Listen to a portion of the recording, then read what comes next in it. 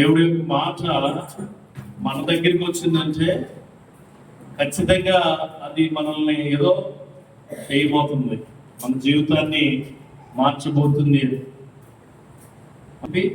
రెండు ప్రశ్నలు అర్థం ఉంటుంది. ఒకటి, నా ప్రార్థన చాలా బాగుంటుందండి అన్నవాడు గట్టిగా హల్లెలూయా. నా ప్రార్థన చాలా బాగుంటుంది అన్న ఎవరు లేదు. మీ ప్రార్థన మీకు నచ్చదు, పేరు బాగుంటుంది మరి చెప్ప మాట్లాడాలి. ఒకటి వినండి, మనం దేవుడి వాక్యాన్ని వింటున్నప్పుడు దేవుడు ఖచ్చితంగా మనతో మాట్లాడుతున్నాడు. అదేనా? అప్పుడు నీ మనసుతో నువ్వు మాట్లాడుకోవాలి. సేవకుడు నేను ఏదైనా అడుగుతూ ఉన్నప్పుడు, సేవకుడు మాట కాలేదు, దేవుడు మాట. నీ ప్రార్థన చాలా బాగుంటుంది అన్నవాళ్ళు గట్టిగా. నా ప్రార్థన నన్ను వ్యక్తిగతంగా చాలా బలపరుస్తుంది అని నువ్వు నమ్మితే అప్పుడు హల్లెలూయా. వ్యక్తిగతంగా నిన్ను బలపరుస్తుంది అంటే. రెండో ప్రశ్న, పాస్టర్ ఏదైనా మాట్లాడితే చాలు నీకేమొచ్చేస్తుంది వెంటనే పౌరుషం. కానీ నీ జీవితం మార్చుకోవాలని పౌరుషం ఎప్పటికీ రాదు. అదేంటన్నా మీరు అలా అంటారు, మేము ఎప్పటికప్పుడు మార్చుకుంటూ ఉంటాం మా జీవితాన్ని అంటే, ప్రైజ్ లాంటి దేవుడు మహిమ మీకు తోడుగా ఉండను కాక. అర్థమైంది. ఇప్పుడు నేను బైబిల్లో చాలా మంది వ్యక్తులు ఉంటారు. నేను ఈ ఉపవాస ప్రార్థన లాంటి వ్యక్తులు కాదు, సిచ్యువేషన్స్ బట్టి వాక్యం చెప్తున్నాను. ఈ మధ్య కాలంలో సిచ్యువేషన్ వ్యక్తిని బట్టి చెప్తే నాది కాదులే అనుకుంటున్నారు ఇప్పుడు జనరేషన్ కదా. బైబిల్లో అతి బలమైన చూసాం, అతి బలహీనుడిని కూడా చూసాం. దేవుడే లేవనెత్తాడు. బలమైనడేమో వెర్రవీకి పాడైపోయాడు, బలహీనుడేమో దేవుడు శక్తివంతంగా నిలబెట్టాడు. చూసాం అలాంటి వాళ్ళు. అతి తెలివి తక్కువని చూసాం, అతి తెలివైనడిని చూసాం. అత్యంత గర్విష్ఠుని చూసాం, అత్యంత సాత్వికుడిని చూసాం. బైబిల్ చాలా క్యారెక్టర్స్ ఉన్నాయి అలాగే. ఈరోజు బైబిల్లో దేవుడు ఒక వ్యక్తిని పట్టుకొచ్చి, అయ్యా నేను చెప్పిన పని చేయను అంటే ఒక 7-8 సాకులు చెప్తాడు. ఎవరికి? దేవుడికి. ఏమనంటే, అమ్మ నువ్వు పాట పాడంటే గొంతు బాగాలేదండి, గొంతు బాగాలేదు. అమ్మ ప్రార్థన చేయాలంటే మోకాళ్ళు ఏమైతున్నాయి, నొప్పులు పట్టేస్తున్నాయండి. ఏల్చిడీలు మీద కూర్చుంటే మనకు నొప్పులు రావు. నువ్వు ఇష్టానుసారంగా అందరితో మాట్లాడడానికి నీ గొంతు చాలా బాగుంటుంది. అమ్మ నువ్వే పాట పాడమ్మా, నిన్ను పిలిచారనుకో, నువ్వేమొచ్చావంటే నువ్వు పాడు. మైకేల్ జాక్సన్ డ్యాన్స్ చేస్తారంటే నువ్వు పాడు, నువ్వే పాడు. అమ్మా ఇదిగో చందా నువ్వు పచ్చమ్మంటే నేనండి, నేను పచ్చండి.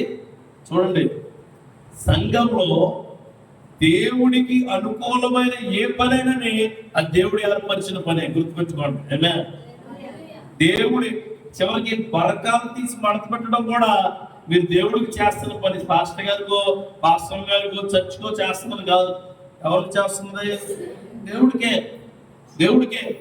ఇలాంటి వ్యక్తి దేవుడు పిలిచినప్పుడు ఇంకొకరు లేరా, నా అన్న కొడుకు లేడా, లేకపోతే నేను సరిగా మాట్లాడడం రాదు, నేను చాలా పొట్టుగా ఉంటాను, నాకు బలం లేదు, నాకు ఆలోచన సరిగా లేవు అనుకునే వ్యక్తి ఒక్కసారి దేవుడు పట్టుకున్న తర్వాత దేవుడు వ్యక్తిగా మారిపోయాడు. ఆమె ఈ రోజు ఇప్పుడు వచ్చిన మీరు అందరూ కూడా మీరు పెంచుకున్న పేర్లు చాలా ఉండొచ్చు.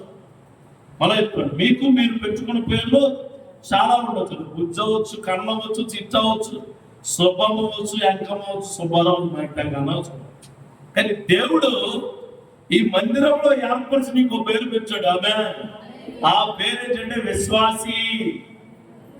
ఆ పేరును నిలబెట్టుకోవాలి అంటే ఇక్కడ ఈయన చేసిన పని కూడా నువ్వు చేయాలి. ఆమె ఇది ఉపవాస ప్రార్థన. నీకు ఎందుకు చెప్తున్నానంటే, ఉపవాస ప్రార్థన నువ్వు ఏది అడిగితే దేవుడు అది బలంగా తీసుకుంటాడు. ఆమె చాలా బలంగా తీసుకుంటాడు. ఎంత బలంగా తీసుకుంటాడంటే, ఉపవాసం నుండి ప్రార్థిస్తే గర్భాలు తెరవబడ్డాయి. ఉపవాసం నుండి ప్రార్థిస్తే జనులకు బోధించే శక్తిని సాక్షాత్తు దేవుడు కుమారుడిగా దేవుడు దయచేశాడు. ఉపవాసం నుండి ప్రార్థిస్తే ఇశ్రాయేలు మీద విజయం జయించిన వారు చాలా మంది ఉన్నారు. ఉపవాసం నుండి ప్రార్థిస్తే వెళ్ళిపోయిన ప్రాణం మరలా తిరిగి వచ్చి ఉన్నది. బైబిల్లో ఇదంతా మనకి తెలిసిన విధానమే. కానీ ఈరోజు నీ ప్రార్థన ఎలా ఉంది, లేకపోతే నీ ప్రార్థనలు ఎలా ఉన్నాయి అంటే అన్నిటికీ ఒకటే ప్రార్థన చేస్తున్నావు. అన్నిటికీ ఒకటే ప్రార్థన. నీకు ఇబ్బందిగా ఉన్నప్పుడు ఒకటే ప్రార్థన, ఆనందంగా ఉన్నప్పుడు ఒకటే ప్రార్థన, బర్త్డేకి ఒకటే ప్రార్థన, ఎవడో చచ్చిపోయినప్పుడు ఒకటే ప్రార్థన, ఒకటే ప్రార్థన. కానీ నీ ప్రార్థనలు బాగున్నాయి అని నీకు తెలియాలి అంటే ముందు నువ్వు ఆ వ్యక్తి ఏ విధంగా వెళ్ళాడో అది చూడాలి. ఆమేన్. నీ ప్రార్థనలు బాగున్నాయి అంటే దేవుడు అంటే చూడండి, మనం టైలర్ దగ్గరికి వెళ్తాం. ఆ టైలర్ దగ్గరికి వెళ్ళినప్పుడు నువ్వు ఓ డ్రెస్ ఇచ్చి మీ బాబుదే, మా పాప కుట్టండి అన్న ఇంకో కొడతాడా? కొట్టడు. ఏమడుగుతాడు ముందుగా? అయితే పాప ఉండాలా లేకపోతే ఆది ఉండాలి. అయితే పాప ఉండాలా లేకపోతే ఆది ఉండాలి. జాగ్రత్తగా వినండి వాక్యం. అలాగే ఒక షాప్కి వెళ్ళి మనం మా అబ్బాయి బర్త్డే బట్టలు కొనాలంటే మా అబ్బాయికి సరిపడా బట్టలు ఉండంటే ముందే అడుగుతాడు, మీ అబ్బాయి ఎంత ఉంటుంది? ఇంటి దగ్గర ఉన్నాడండి, మా అబ్బాయికి ఇచ్చేది. ఏ అబ్బాయికి ఇవ్వాలి? మీ అబ్బాయి అంటే 30 ఏళ్ళు ఉండొచ్చు, 40 ఏళ్ళు ఉండొచ్చు, 20 ఏళ్ళు ఉండొచ్చు, 2 ఏళ్ళు ఉండొచ్చు, 2 నెలలు కూడా ఉండొచ్చు కదా. ఇది నేను ఎందుకు చెప్తున్నానంటే మనుషులే నీకు ఏదైనా ఇవ్వాలి, ఏదైనా చేయాలి అంటే ఒక నమూనాను అడుగుతూ ఉన్నారు. కానీ దేవుడు ఈ పరిశుద్ధ గ్రంథంలో అనేక నమూనాలు ఇచ్చాడు మనకి. దేవుడికి స్తోత్రం. ఈ నమూనాల ప్రకారమే నువ్వు బ్రతకాలా. అది తిప్పి అది తిరిగి బ్రతికితే ఆ ప్యాంటు నీ పొడిగిపోతుంది, ఆ డ్రెస్ నీ కొనసాగిపోతుంది. నువ్వు ఏదైతే పట్టుకెళ్తావో వాడు తీసుకుంటాడేమో. దేవుడు నీ జీవితాన్ని మరలా నీకు ఎవడో నీకెవడో ఏదో తెలియక వేసుకున్నానంటే కుదరదండి. మరలా మార్చబడవలు ఉంటాయి కొన్ని. చూడండి, షాపుల్లో మరలా తీసుకొనబడవు. కొన్ని ఎలక్ట్రానిక్ గాడ్జెట్స్ అమ్ముతారు నీకు. అవి ఇచ్చినప్పుడు ఇది మరలా మార్చబడదు. పోతే పక్కన చేతులే కొనుక్కోవడానికి ఇంకోటి ఉండదు. కానీ నీ జీవితం మరలా తీసుకోవడానికి ఉండదు. ఆత్మీయుడిగా, ఒక విశ్వాసిగా, ఒక దేవుడి యొక్క గొప్ప బహుళత్వాన్ని తెలుసుకున్న వ్యక్తిగా నీకు ఈరోజు చెప్తూ ఉన్నాను, నువ్వు చేసే డైలీ దినచర్య ప్రార్థన బాగున్నాయా? బాగుంటే ఆ మోషే పుట్టుకే చాలా గొప్పగా పుట్టాడు, పెరుగుదలే చాలా గొప్పగా పెరిగాడు. ఒక మనిషిని ఏం చేశాడు? తన యొక్క ఇబ్బందికరమైన పరిస్థితుల్లో ఒక మనిషిని ఏం చేశాడు? చంపేసి అక్కడ నుంచి పారిపోయి ఇంకో చోటకు వచ్చి రాజభవనం లాంటి విధానంలో బ్రతికి మరలా ఇంకో చోటకి వచ్చి దేనికి గత్యంతరం లేని సమయంలో ఆ వ్యక్తిలో ఉన్న విలువైన విధానాన్ని ఎవరు పట్టుకున్నారు? దేవుడు పట్టుకున్నాడు. ఇలాగే నీ జీవితం కూడా ఉంది. మీరు గుర్తుపెట్టుకోవాలి. ఒకప్పుడు నీ జీవితం బాగుండి మరలా బాగుండకుండా, మరలా బాగుండి మరలా పాడైపోయి ఎవరు పట్టించుకోకుండా నా దేవుడు నన్ను కాపాడుతాడు అని నువ్వు ఈరోజు కూర్చుంటే నీ ప్రార్థన బాగుంటే దేవుడు ఖచ్చితంగా కాపాడుతాడు. ఖచ్చితంగా నీ ప్రార్థన బాగుండాలి. ఆయన అంటాడు సంఖ్యాకాండంలో 12వ అధ్యాయము 3వ వచనంలో అంటాడు, యెహోవా ఆ మాట వినడు, మోషే భూమి మీద ఉన్న వారందరిలో మిక్కిలి సాత్వికుడు, చాలా మంచోడట. భూమి మీద ఉన్న వాళ్ళందరిలో అప్పటికే అయిన ఒకరిని ఏం చేశారు? మర్డర్ చేశాడు. అప్పటికే దేవుడి మాట వ్యతిరేకించాడు. అప్పటికే దేవుడి యొక్క విలువైన విధానాలను నేను చేయలేను బాబాయ్, నేను చూడలేను బాబాయ్, నాకు కుదరదు బాబాయ్ అని చెప్పాడు. నీలాగే పాస్టర్ గారు చెప్తారు నీకేమనంటే, అమ్మా ప్రార్థన చేసుకుని కాలేజీకి వెళ్ళమ్మా అని చెప్తారు. నువ్వు సరే పాస్టర్ గారు అని చెప్పి అబ్బాయి అన్ని నాకు పని అవదలేకపోతావు. నువ్వు కాలేజీకి అబ్బాయి అన్నీ కుదరదు నాకు. అమ్మ పనికి వెళ్ళినప్పుడు, పని కోరుకున్నప్పుడు, ఇల్లు మొదలు పెట్టినప్పుడు, వాహనం కొనుక్కున్నప్పుడు, నీ కుటుంబంలో అన్ని బాగున్నప్పుడు ప్రార్థన చేసుకుని మొదలు పెట్టు అంటారు. ప్రార్థన చేసుకుని ఎందుకు చెప్తాను తెలుసా? విజయముతో నీ పని ముగించబడాలి అని. ఆయన పని లేక చెప్పరా? విజయముతో నీ యొక్క జీవితము నడవాలి. నువ్వు మొదలు పెట్టిన పని పూనుకోవాలంటే నీకేం కావాలి? ప్రార్థన చాలా అవసరం. మనిషికి ఆక్సిజన్ ఎంత అవసరమో, మనిషికి బ్లడ్ ఎంత అవసరమో, మనిషికి నెర్వ్స్ లో ఉన్న పవర్ ఎంత అవసరమో, నీ జీవితంలో ఎన్ని పనిచేయాలంటే దేవుడికి చేసే ప్రార్థన చాలా అవసరం. ప్రార్థన చేయకుండా ఇంటి బయటకు రాడు, ప్రార్థన చేయకుండా వాక్యం మొదలు పెట్టదు, ప్రార్థన చేయకుండా దేవుడిని అడగకుండా ఏ విషయాన్ని ఏ సేవకుడు మొదలు పెట్టడు. ఆమె నేను ఇందాక మాట్లాడాడు, ఎంతో మంది ప్రార్థనలతో మొదలు పెట్టాము ప్రభువా అంటే నీ ప్రార్థన కూడా ఉపయోగపడింది.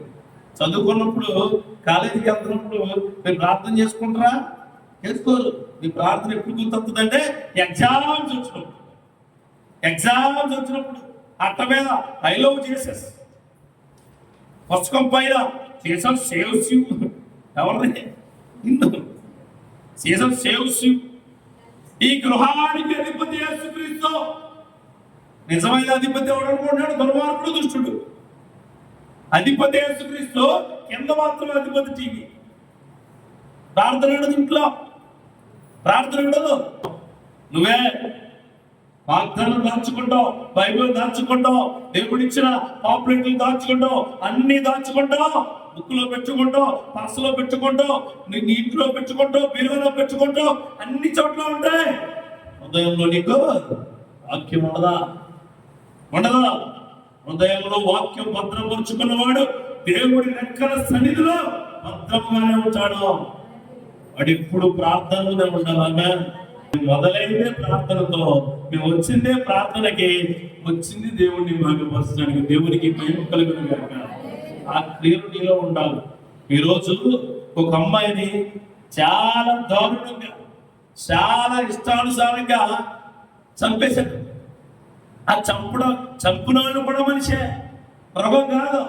అది మృగాలు కూడా చేయవేమో. పొద్దున్న నుంచి అన్నం తినడానికి బాధ అనిపించింది. అన్నం తినాలంటే ఎందుకో నా మీద నాకు అసహ్యం వేసింది. ఈ లోకంలో, ఈ దేశంలో, లేకపోతే ఈ యొక్క భూప్రపంచం మీద దేవుడు ఎంతో గొప్పగా మనుషులు పుట్టిస్తే ఈ మనిషి ఇంకొక మనిషి మీద ప్రాసలికంగా దేవుడు ఎంత కృపణించాడు మనుషులకి. ఒక అమ్మాయి మర్మాంగంలోంచి, ఒక అమ్మాయి కంటిలోంచి, ఒక అమ్మాయి అమ్మాయి ఫోన్ మాట్లాడుతుంది ఆ తల్లితో, ఈజ్ మై లాస్ట్. సిగ్గుపడాలి మన ప్రార్థనలో. ఇది ఎక్కడో జరిగిందని అనుకోమాకండి. ఇది మన దగ్గర జరగచ్చు, మన చుట్టూ జరగచ్చు, మన పిల్లలకు జరగచ్చు.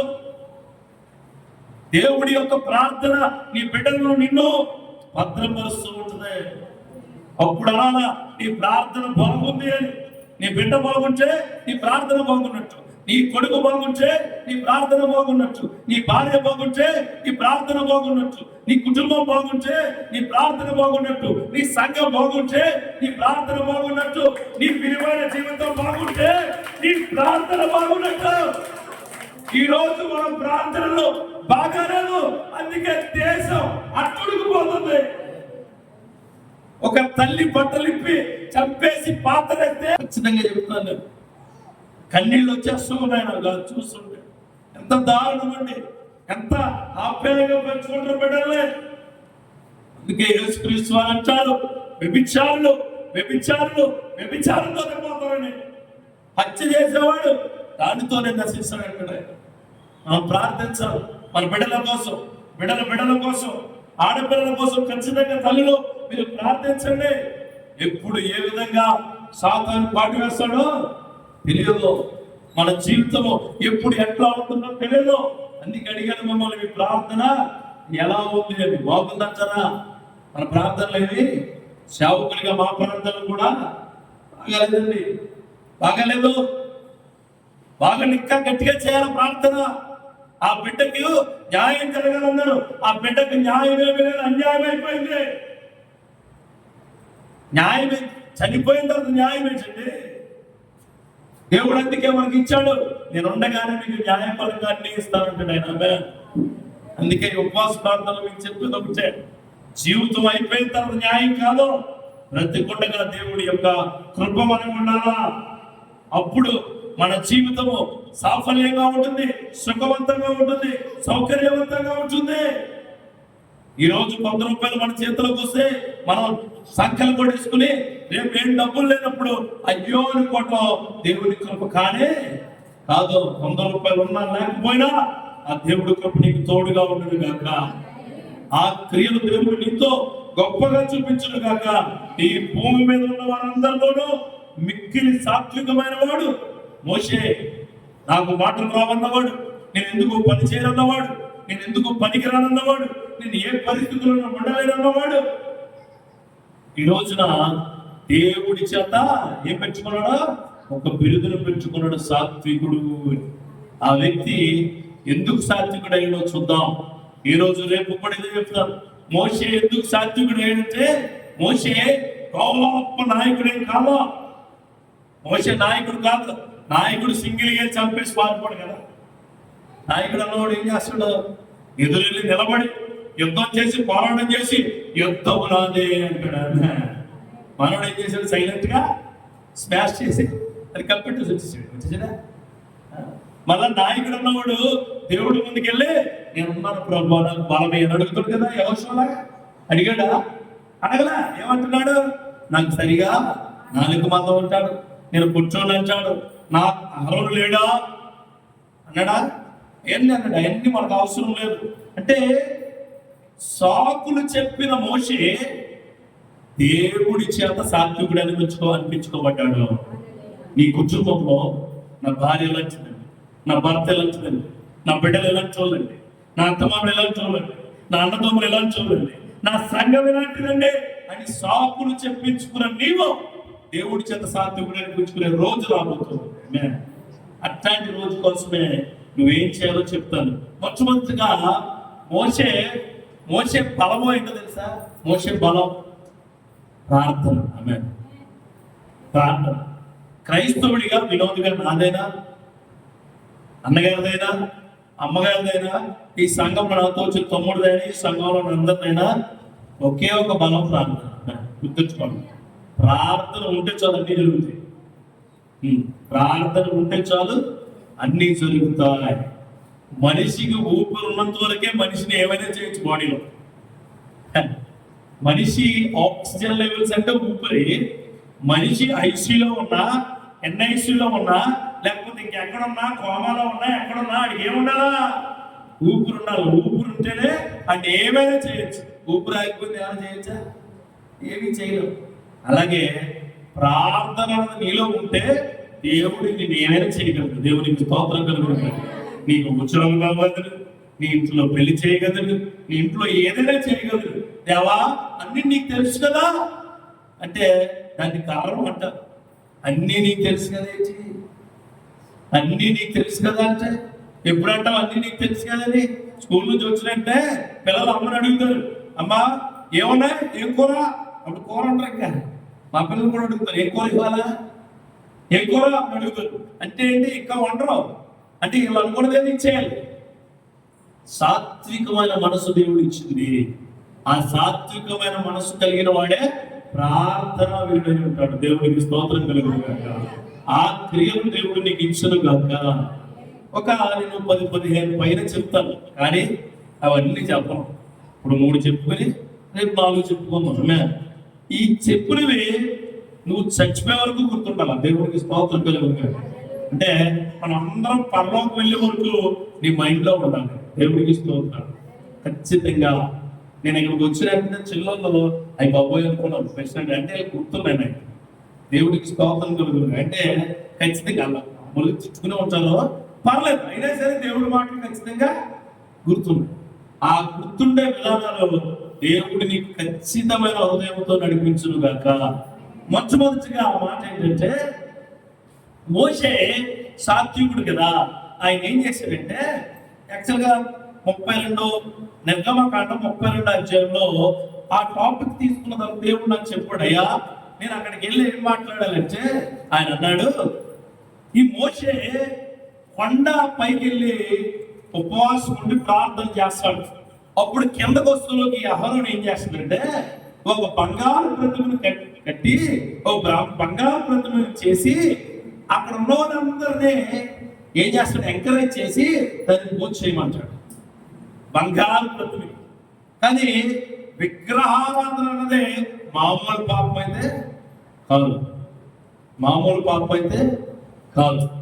ఆ విషయంలో మోషే ఏం చేసిందంటే వీళ్ళ మీద కోప్పడలా, ఎవరి మీద, అహరోను మీద కోప్పడలా, ఆ చుట్టూ ఉన్న వాళ్ళ మీద కోప్పడలా, దేవుడు వైపు తిరిగి వినయంగా ప్రార్థించాడు. మొట్టమొదటి విషయం ఏంటంటే నీ కుటుంబంలో ఎలాంటి కష్టాలు వచ్చినా, ఎన్ని ఇబ్బందులు వచ్చినా, ఎలాంటి పరిస్థితులు ఏదైపోయినా నువ్వు వినయంగా ప్రార్థించడం నేర్చుకో.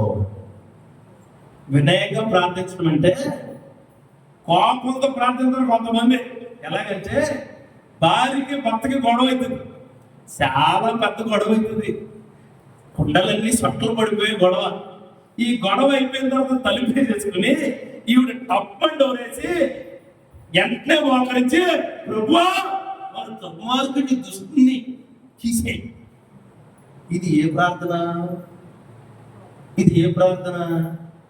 నీలో భయం ఏర్పడి ఎదుటి వారు నువ్వేం చేయలేక దేవుణ్ణి ఏదో చేయమని అడిగే ప్రార్థన చేయగలగే. మనమే దుర్మార్గులు, దేవుడు దుర్మార్గుడు దుష్టుడు కాదండి. దేవుడికి స్తోత్రం కలుగును గాక. దేవుడు అత్యంత గొప్ప ప్రేమమయుడు. ఆయన ప్రేమనే ఇస్తాడు అందరికి. ఆయన ప్రేమనే. నువ్వేమడగాలి తెలిసి వెళ్ళి ఇంట్లోకి వెళ్ళి ప్రభువా మోకరించయ్యా, ప్రతిరోజు ఎలా ప్రార్థన చేస్తున్నావో ఆ రోజు అలాగే చేయాలి. నీ పరిస్థితులను బట్టి, నీ ఎమోషన్స్ బట్టి, నీ ఆలోచనలు బట్టి, నీ క్రియలను బట్టి, నీకున్న ప్రతి ఎక్విప్మెంట్ బట్టి నువ్వు మారిపోకూడదు. కొంతమంది అంటారు ఈ చర్చిలోకి వచ్చినంటే ప్రశాంతంగా ఉందండి అంటే నీ మైండ్ ఏమైంది? పిరమిడ్ దగ్గరికి వెళ్ళి జ్ఞానం చేస్తున్నట్ట మొత్తం మనిషి అంతా ఏదో అయిపోతుంటా. నేను కూడా వెళ్ళాను ఎక్కడికి, ఢిల్లీకి వెళ్ళి ఆ పిరమిడ్ చాలా మందిలో ఒకటి ఉంటుంది, లోపలికి వెళ్ళారు, పెద్దగా ఏమి అనిపించలేదు. తాజ్మహల్ దగ్గరికి వెళ్తే ప్రేమ కనిపిస్తుంది, కంపు కనపడ్డది. వెనక్కి వెళ్తే 3 సార్లు వెళ్ళాను, ఏం ప్రేమ ఏం కనిపించట్లే. కంపు ఉంటుంది, వెనకాల ఓ నది ప్రవహిస్తుంది. ఆ నది ఏంటంటే అక్కడ వచ్చి వ్యర్థాలన్నీ వెళ్ళలేదు. అంటే మనకి మన ఆలోచనలకు వచ్చినవి కూడా మనల్ని లేవనట్లేవు. గుర్తుంచుకోండి, దేవుడి యొక్క ప్రార్థన మాత్రమే నిన్ను వినయంగా తయారు చేస్తాయి. మీరు కూడా చెల్లెలు తల్లిదండ్రుల మీద కోపడిపోతారు. తల్లిదండ్రుల నుంచి ఒక్కొక్కసారి ఎక్కడలేని పట్టలేని కోపం వచ్చేస్తుంది. వచ్చి ప్రార్థన చేస్తూ మాకు వెళ్ళి ఎందుకు ప్రభు ఎలాంటి తల్లిదండ్రులు ఇచ్చావు అని దేవుడిని అడుగుతావు. ఇలాంటి తల్లిదండ్రులతో అడుగు తినేదాన్ని. నిజంగా చెప్తాను, నీకు అలాంటి తల్లిదండ్రులు ఇవ్వాలని దేవుడి ప్రణాళిక. అలాంటి తల్లిదండ్రులే నీకు అదుపులో పెట్టాలని దేవుడి ప్రణాళిక. వాళ్ళ యొక్క క్రియల ప్రకారమే నువ్వు ఎదగాలనేది దేవుడి యొక్క ప్రణాళిక. ప్రార్థనలో వినయం ఉండాలా. వినయం మనిషిని ఏదో అన్నాడని, మనిషిని ఏదో ప్రేరేపించాడని, మనిషిని హెచ్చరించాడని చెప్పి నువ్వు పగతో ప్రార్థన చేయకూడదు, కక్షతో ప్రార్థన చేయకూడదు, ఒకరిని ఏదో చేయాలని ప్రార్థన చేయకూడదు. నీ ప్రార్థనలో వినయం ఉండాలా. వినయం. నా సోదరుడా, నన్ను చాలా మంది హింస గురి చేస్తున్నప్పుడు, చాలా మంది మాటలు పెట్టి మానసికంగా అన్నప్పుడు నేను మోకరిల్లి ప్రార్థన చేయని ముందుగా కన్నీరు కాలుస్తానయ్యా. అప్పుడు కన్నీరు బయటకు పోతే నిజమైన మనిషి బయటకు వస్తాడు. దేవునికి స్తోత్రం కలుగుతుంది. నీకు ఏడవాలంటే దేవుడి దగ్గర ఏడ్చే, నువ్వు చెప్పాలనుకున్న మాటలు దేవుడి దగ్గర చెప్పే, దేవుడి దగ్గర ఏం చేయాలో అవన్నీ చేసేది ప్రార్థన గదిలో. అప్పుడు నువ్వు ఆయనతో వినయంగా మాట్లాడు. ప్రభువా నా పరిస్థితి ఇదయ్యా, నా ఆలోచన ఇదయ్యా, నా సంఘం ఇదయ్యా, నా విశ్వాసం ఇదయ్యా, నా పరిస్థితులు నీకు తెలుసున్నదయ్యా, నీ చిత్తమైతే ఆ పరిస్థితిని మార్చు అని నువ్వు అడిగితే వినయం కలిగిన ప్రార్థన విజయం వైపు తీసుకెళ్తాడు దేవుడు. ఆ గొప్ప కార్యాలు దేవుడు నీకు ఇచ్చునుగాక. ఒక ఒక ఆవిడ ప్రెగ్నెంట్ లేదు. ఈ మోషే మన్నా అడిగినప్పుడు ఇశ్రాయేలు ప్రజలు ఏమనలేదండి. దేవునికి స్తోత్రం, అది గుర్తుపెట్టుకోవాలి మనం. ఇశ్రాయేలు ప్రజలు ఏమన్నా, ఇశ్రాయేలు అక్కడ నడిపింపబడుతున్న వెనకాల వచ్చే దండుని వద్దులేదు ఇట్లా ఎందాకెత్తన్నాను అన్నాడా? అనలే. దేవుడి వైపు తిరిగి, యా వీళ్ళకి ఆకలిగా ఉందంటా, మీరు ఇది దయచేయండి అయ్యా అడిగాడైనా. ఆకలిగా ఉందంటా, మీరు దయచేయండి అయ్యా. నువ్వు అప్పటి వరకు వార్త చదువుకుంటావు, చదువు పూర్తయిపోతే నీ ఫ్రెండ్ కూర్చోకపోతే వెంటనే ప్రార్థన కలిగి వెళ్ళిపోతావు. వెళ్ళిపోయి ఏమనుకుంటుంది తెలుసా? మోకరించి అది చర్చికి రాదు, ప్రార్థన చేయదు, అసలు నీ వైపే తిరగదు. ఉద్యోగం ఎందుకు వచ్చేసి నాకెందుకు రాలేదు, నాకెందుకు రాలేదని అనకూడదు. దేవుణ్ణి తనకిచ్చావు దేవుడి కృపయ్యా, నాకెప్పుడు ఇస్తావు అని అడిగాను. ఆమె పగలేమో మేఘస్తంభం కావాలన్నారు, మళ్ళీ వినయంగా అడిగాడు. రాత్రి అగ్నిస్తంభం కావాలన్నారు, వినయంగా అడిగాడు. ఎర్ర సముద్రం వచ్చింది, వినయంగా అడిగాడు. దేవుడు చెప్పిన ప్రతి మాట వినయంగానే చేశాడు ఆయన. ఈరోజు సంఘాల్లో వినయం లేదు, ప్రార్థనలో వినయం లేదు, వాక్యం చదవడంలో వినయం లేదు, పాటలు పాడడంలో వినయం లేదు. నీ వినయము ఎందుకు వెళ్ళిపోతుందంటే నువ్వు విశ్వాసిగా ఎస్టాబ్లిష్ కావడం లేదు. విశ్వాసిగా నువ్వు నీలో మార్పు సరిగా రాలేదు. ఏదో పొద్దున భోజనం చేస్తున్నట్టు, మధ్యాహ్నం భోజనం చేస్తున్నట్టు, సాయంత్రం భోజనం చేస్తున్నట్టు, వారానికి ఒక రోజు తలస్నానం చేసినట్టు సంఘానికి వచ్చి వెళ్ళిపోతున్నావు అంతే. నువ్వు పెద్దగా తేడా లేదా ఉందా? అంతేగా మీరు కూడా కొత్త పుస్తకాలు ఇస్తే అట్ల కొడుకు తెచ్చుకుని మధ్యలో బుక్ ఓపెన్ చేసి స్మెల్ చూసి అట్టేసుకుని 10 రోజులు అయిన తర్వాత అట్టా సిరిగిపోతే బుక్ సిరిగిపోతే అప్పుడున్న భక్తుడు లేదు. మీకు స్ట్రైట్ గానే చెప్తున్నాను, మీకు స్ట్రైట్ గానే. ఒకవేళ అలాంటి భక్తుంటే ఈ రోజు నీ కొడుకు ఉండేవాడు కదా, అలాంటి భక్తుంటే నీ భర్త ఉండేవాడు, అలాంటి భక్తుంటే నీ భార్య ఉండేది, అలాంటి భక్తుంటే నీ కుటుంబం ఉండేది లేదు. ఇక్కడ లేకపోవడానికి కారణం ఏంటంటే వినయంగా ప్రార్థించే అలవాటు మీకు లేదో. ఒప్పుకోండి, దేవుడు నామములో ఇది నిజం. సాత్వికుడు అన్నదే కుటుంబానికి సంబంధించిన మాట. బహు సాత్వికుడిగా నువ్వు వెలుగొందాలి. చూడండి 32వ అధ్యాయంలో 11వ వచనం ఉంటది. మోషే తన దేవుడైన యెహోవాను ప్రతిమానుకొని, చూడండి చాలు సాత్వికుడి గట ఏమొస్తుందట? వినయంగా ఉండేవాడికి ఏమొస్తుంది? బ్రతిమాలుకుంటాడు. ఒక విషయం మీద ఒకసారి ప్రార్థన చేయడమే శరాకు నీకు. ఒక విషయం మీద ఒకసారి ప్రార్థన చేయడానికి బ్రతిమాలుకునే శక్తి ఎక్కడ ఉంటుంది నీకు? బ్రతిమాలుతావు నువ్వు? దేనికి బ్రతిమాలుతావో చెప్తాను. క్రిస్మస్ నీ బర్త్డే వస్తుంది, 10 రోజులు బ్రతిమాలుతావు మీ డాడీ. ఏం కావాలని? నువ్వు అనుకున్న డ్రెస్, నువ్వు అనుకున్న డిజైన్, నువ్వు అనుకున్న షాపులో నువ్వు అనుకున్న రేటుకి రావాలి. ఏది పని అయినా బతుకుతావు మీ డాడీ. మీరు మీ భర్త ఎలా బతుకుతారంటే మీరు మీ భర్తను బతుకుతారు. ఎలాంటి ఏదో ఫంక్షన్ ఉంటుంది ఎక్కడో వెళ్ళాలి, ఆయన కుదరదు. 2 రోజుల నుంచి బతిమాలుతావు. కుదరకపోతే బ్లాక్ మెయిల్ చేస్తావు. కుదరకపోతే భర్తను ఏం చేస్తావు? నాకు జ్వరం వచ్చిందని పడుకుంటుంది. వెళ్ళిపోదామమ్మ అంటే జ్వరం ఉండదు, ఏముండదు, మొత్తం రెడీ అయ్యి వచ్చాడు 2 నిమిషాలు. 2 నిమిషాల్లో మీ భార్య విషయంలో మీరు అట్లా ఉంటారు. మీరు అంతేనండి. మీ ఆలోచనల ప్రకారం మీరు చేసుకున్నా కానీ వినయపూర్వకమైన క్రియలు మీలో లేవు. ఖచ్చితంగా దేవుడి నామములో చెప్తున్నాను, ఈ మాటలు నీ జీవితంలో గొప్పగా ఫలించునుగాక. నువ్వు డ్రెస్ కోసం బతిమలాడతావు, నువ్వు ఫంక్షన్ కోసం బతిమలాడతాడు, ఆయన ఎవరు పార్టీ కోసం బతిమలాడతారు. కానీ దేవుణ్ణి ఒక్కసారి మీరు బ్రతిమలాడి మోషే అంట ఆయన తప్పు మీద బతిమలాడలా, ఆయన తప్పు చేసేందుకు బ్రతిమలాడలా. చుట్టూ ఉన్న ప్రజలు దారుణంగా దేవుడికి వ్యతిరేకమైన పనులు చేస్తుంటే ఆయన పక్కన తిరుగుతున్న సహోదరుడు దేవుడికి వ్యతిరేకమైన పనులు చేయిస్తూ ఉంటే దేవుణ్ణి బ్రతిమలాడగా. ఈరోజు నీ యొక్క జీవితంలో అలాంటి బ్రతిమలాడే వినయమైన ప్రార్థన ఉందా? లేదో ఉండదో.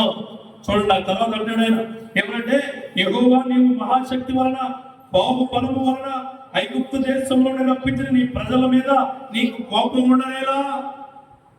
తప్పు చేసిన వాడి విషయంలో దేవుడి కోపం ఎందుకయ్యా అని ఎవరిని బ్రతిమాలుతున్నాడు దేవుడిని? మీ కుటుంబంలో అలా ఉన్నావా? నీ భర్త త్రాగుడుకు బానిసైపోయినప్పుడు దేవుడిని బ్రతిమలాడుతున్నావా? నీ భార్య నీ మాట వినలేనప్పుడు దేవుడిని బ్రతిమలాడుతున్నావా? నీ బిడ్డలు దారి తప్పుతున్నప్పుడు దేవుడిని బ్రతిమలాడుతున్నావా? నీ బిడ్డలు సరిగా సంఘానికి రాలేనప్పుడు దేవుడిని బ్రతిమలాడుతున్నావా? దేవుడు అంటాడు, మనుషులు ఏమనదో నన్ను అడగండి, నేను ఇస్తానంటాడు ఆయన. నన్ను అడగండి, మనుషుల్ని మీరు ఎక్కువగా ఫోర్స్ చేయొద్దంటాడు దేవుడు. మనుషులు ఆలోచనలు చొప్పున మీరు అస్సలు ఫోర్స్ గా ఉండదు అంటాడు ఆయన. ఆయన్ని అడగాలండి మనం, దేవుణ్ణి అడగాల. నీ భర్త బాగపోయినా, భార్య బాగపోయినా, నీ కుటుంబం బాగపోయినా, నీ క్రియలు బాగపోయినా ఆయన బ్రతిమలాడుకునే శక్తి నీకు ఇచ్చును గాక. వినయంతో ప్రార్థించే శక్తి నీకు ఎప్పుడు వస్తుందంటే నువ్వు ఫుల్గా డిపెండ్ అయిపోవాలా. ఫుల్గా నీ చుట్టూ ఏమి ఉండకూడదండి. వల ఉందండి, వలలో చెత్త ఉందండి, నేను రేపు పొద్దున మళ్ళీ మరేసుకుంటానండి, రేపు పొద్దున మళ్ళీ అక్కడ చేపలు పడతాయండి అంటే దేవుడు ఏమన్నా యేసుక్రీస్తు ఏమన్నా తెలుసా? అన్ని వదిలిపెట్టి నా దగ్గరికి రావా, అన్ని వదిలిపెట్టి నా దగ్గరికి రా, నేను మనుషులు పట్టే జాలరిగా నేను చేస్తాను. దేవునికి స్తోత్రం కలుగుతుంది. అన్ని నీకు నువ్వుగా సర్దుకోమని చెప్పట్లే, ఒక్కసారి నా వైపు చూసి వినయంగా మాట్లాడు. ఈ రోజు నుంచి నేను వినయంతో ప్రార్థన చేస్తానండి అన్నవారిని దేవుడు అమితమైన శక్తితో దీవించును గాక. అమితమైన శక్తి. చూడండి 14వ అధ్యాయంలో ఇంకొక మాట ఉంటుంది, 13వ వచనంలో. అందుకు మోషే అంటాడు, 14వ అధ్యాయం నిర్గమకాండంలోనే, అందుకు మోషే భయపడిపోయి యెహోవా మీకు నేడు కలగజేయ రక్షణను మీరు ఊరక నిలుచుండి చూడండి, మీరు నేడు చూచిన ఐగుప్తులను ఇక మీదట మరి ఎన్నడూ చూడరు. వెనకాల ఐగుప్తులు వస్తున్నారు, ఎదురు ఎర్ర సముద్రం ఉంది, ఎదురు ఇశ్రాయేలు ప్రజలు నడుస్తున్నారు. బాబు మీరు భయపడమాకండి. మీకు ఓ విషయం తెలుసా? దేవుడు నాకు చెప్పాడు ఏంటంటే మీరు ఇప్పుడు వరకు చూసిన ఐగుప్తులు మీకు కనపడరు, స్మాష్ అయిపోయారు. ఈ రోజు కూడా అదే చెప్తున్నాను, వినయంతో ప్రార్థించిన జీవితంలో ఎప్పటి వరకు మీరు చూసిన కష్టాలు, బాధలు, కన్నీళ్ళు వ్యానిష్ అయిపోతూ ఉన్నాయి, అన్ని తొలగించబోతూ ఉన్నాయి. నువ్వు నిర్ణయాలు తీసుకోవడానికి తడబడుతున్నావా? నిర్ణయాలు తీసేసుకుని తడబడుతూ ఉన్నావా?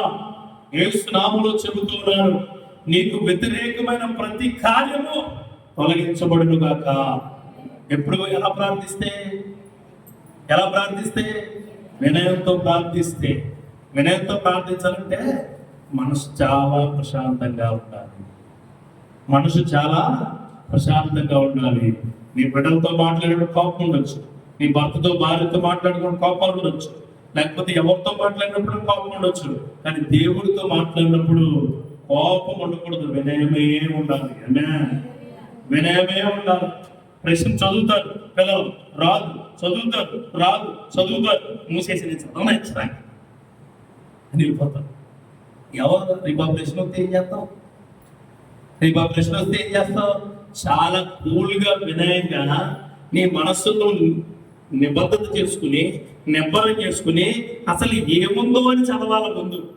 అప్పుడు దేవుడు నీకు అది గుర్తుంచుకునే శక్తిని ఇస్తాడు. ఆమె చదువుతున్నప్పుడు ప్రార్థించాలి, బడికి వెళ్తున్నప్పుడు ప్రార్థించాలి, పనికి వెళ్తున్నప్పుడు ప్రార్థించాలా, పనిలో వచ్చినప్పుడు ప్రార్థించాలా, నీకు ఏదైనా పనికి డబ్బులు వస్తే ప్రార్థించాలా, నీ కుటుంబంలో అన్ని విషయాల్లో ప్రార్థనే చేయాలి. అది వినయం అంటే, అది వినయం.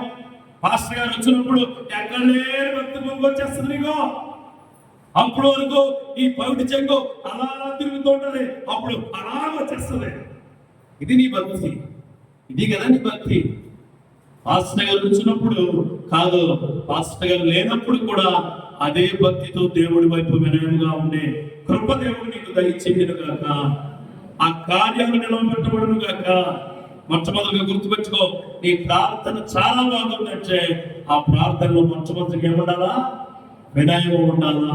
వినయం, విధేయత మీద వినయం వేరండి. వినయం అంటే నువ్వు చూపించేది, విధేయత అంటే దేవుడికి నీకు మధ్య ఉండేది. వినయం అంటే నువ్వు చూపించేది. నేను వాక్యం చెప్తున్నావు, నువ్వు వింటావు కదా, అది వినయం. విధేయత అంటే నేను చెప్పింది నువ్వు పాటిస్తుండాలి విధేయత. విధేయత అన్నదే ఇప్పుడప్పుడే రాదా, విశ్వాసిగా మారిపోయి వస్తుంది. ఆమె వినయంగానే ప్రార్థించాలి. వినయం అంటే నువ్వు చెప్పిన అన్ని దేవుడు పెడుతున్నాడని నువ్వు నమ్మాలి. అది వినయం.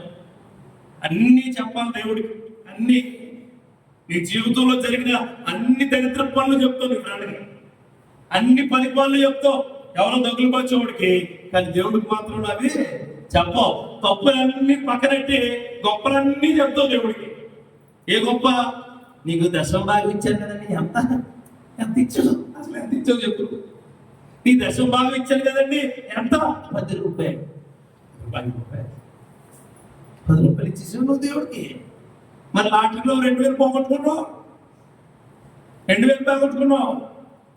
పాపం చేసిన ప్రతి ఒక్కడు పశ్చాత్తాపడాల్సిందే, దానికి వేరే మార్గం ఏది లేదండి. నువ్వు కూడా ఈ రోజు పాపం చేస్తే వినయంగా పశ్చాత్తాపడి ముందు ఆయన పశ్చాత్తాపడిన ప్రతి ఒక్కరిని కాపాడి నడిపించేవాడు. దేవుడు నామను చెప్తున్నాను, సాధ్యమని దేవుడు సాధ్యపరుస్తాడు, నిజమే. కానీ ఆ సాధ్యం అనుకున్నదే ఎప్పటికీ చేయలేదు, ఎప్పటికీ చేయడు. నీ గర్భఫలం ఇస్తాడు, అది సాధ్యమే. నాకు ఇస్తాడా? నేను ఉపవాసాలు ఉన్నా దేవుడిని అడిగిన నాకు ఇస్తాడు. ఆయన గర్భఫలం నాకు ఇస్తాడు. ప్రభా నాకు గర్భఫలం కావాలంటే నన్ను ఎవడు రీడు అసలు? ఎవడు ఎలా పుట్టించాను నిన్ను? ఎలా పుట్టించాను? 70 ఏళ్ళు అయిపోయింది, అప్పటి వరకు మంచి హెయిర్ స్టైల్ ఉండే దానికి అప్పుడు జుట్టు అంతా ఊడిపోయింది. 40 దినాలు ఉపవాసం ఉండి జుట్టు రావాలని ప్రార్థించాడట. ఉన్న జుట్టు కూడా ఊడిపోతుంది, రాదు. కొన్ని జరగవు, కొన్ని అవ్వండి. వాటి కోసం నువ్వు ఎంత ప్రాధాన్యపడినా అవి జరగవు, నీకు తెలుసది. కానీ నీ యొక్క వ్యక్తిగత జీవితంలో జరిగేవి దేవుడు ప్రతిదీ జరిపిస్తాడు. ఆమె ప్రతిదీ జరిపించాడు. నువ్వు ఎలా అడగాలి? వినయంగా అడగాలి. ఆమె వినయంగా అడగాలి. వినయంగా అడిగి దేవుడు ఒళ్ళో కూర్చుని అడిగి కూడా ఉంటుంది. ఆమె ఫస్ట్ దేవుడి దగ్గరికి ఎలా వెళ్ళాలా? సర్పంచ్ దగ్గరికి వెళ్తారండి వాళ్ళు. వెళ్ళి రేషన్ కార్డు కావాలనుకో, ఆయన బయట సర్పంచ్ రోజు మాట్లాడి సర్పంచే, కానీ నువ్వు వెళ్ళి ఎప్పుడు వస్తాడా అని చూస్తాం. ఎంత వెనక వచ్చేద్దాం, దీనికి 20 కేజీలు, దేనికి? కరెంటు పోతే లైట్కి, దేనికి? చిన్న ఇల్లు స్థలం దగ్గర దానికి వెళ్తావు. ఆయన వచ్చినట్టే ఎక్కడ లేదు నమస్కారం. నువ్వు మనిషి 6 అడుగులు ఉంటే 3 అడుగులు వచ్చేసి నమస్కారం పెట్టచ్చు. 3 అడుగులు అయిపోతావు నమస్కారం. ఈ వినయం వచ్చేస్తుంది. మరి దేవుడి దగ్గర అడిగాడు. ఇప్పుడు సర్వలోకాన్ని సృష్టించి ఈ సర్వలోకాన్ని ఏలెత్తు మానవానికి అద్భుతమైన రక్షణ ఇస్తున్న యేసుక్రీస్తు వారి ఎడల ఉండాల్సిన వినయం ఇలాంటిదే.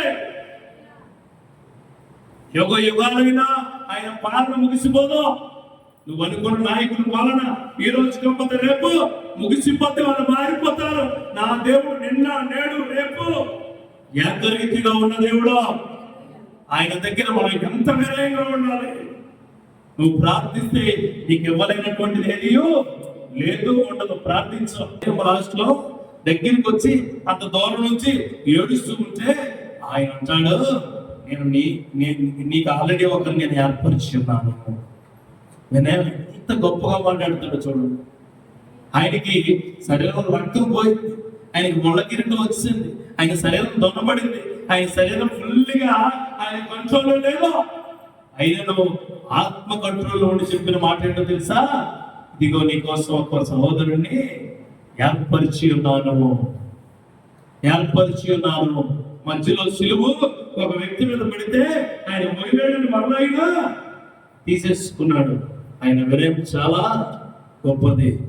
జక్కయ్య దగ్గర మాట్లాడడానికి కూడా భయపడే వ్యక్తుల దగ్గర జక్కయ్యను అత్యంత స్పష్టంగా జక్కయ్య రా, మనందరం కలిసి ఇంటికి వెళ్దామన్నాడు. ఆయన ఎంత వినయం అండి ఆయనకి, ఎంత వినయం.